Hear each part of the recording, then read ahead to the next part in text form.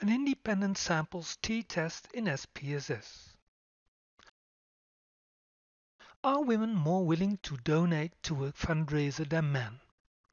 If they do, they would have higher average willingness to donate than men. In SPSS, we can compare the means of two groups with the independent samples t-test. In SPSS, we can find the independent samples t-test under Compare Means. We have to select the numeric variable for which we want to compare means.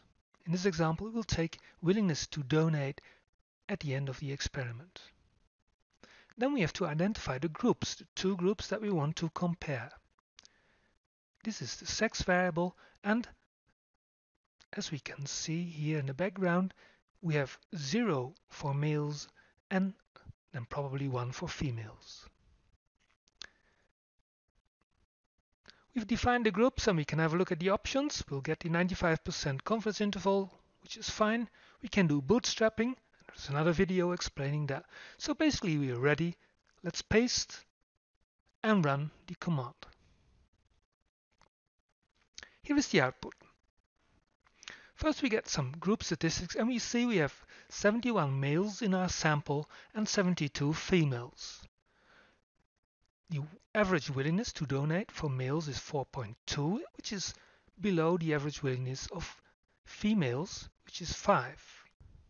Now these are the numbers in this sample, but can we conclude that there is a difference in the population as well? So we go to the test table.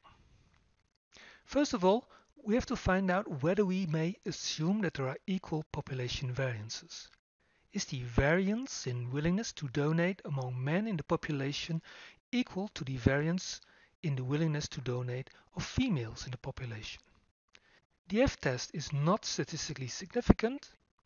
The p-value is 0.85. So we may not reject the null hypothesis of equality of variances. So equal variances in the population are possible, and we will have to interpret the top row in this table. Equal variances assumed. The test result. T is minus 3.2 with 141 degrees of freedom with a p-value of 0.002, which is well below 0.05, so we would reject the null hypothesis that males and females have the same average willingness to donate in the population.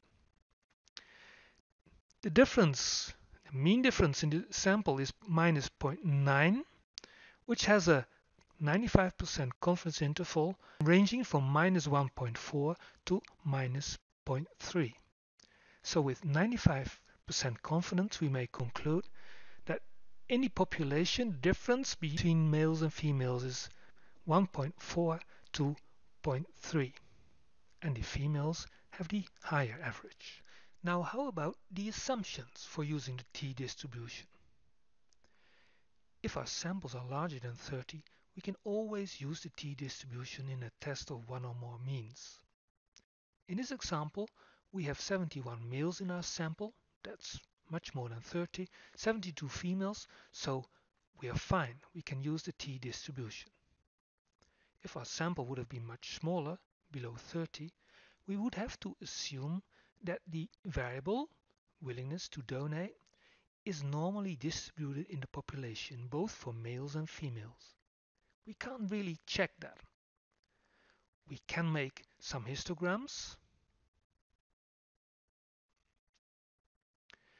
with willingness, our variable, selected, and one histogram for each sex, displaying the normal curve.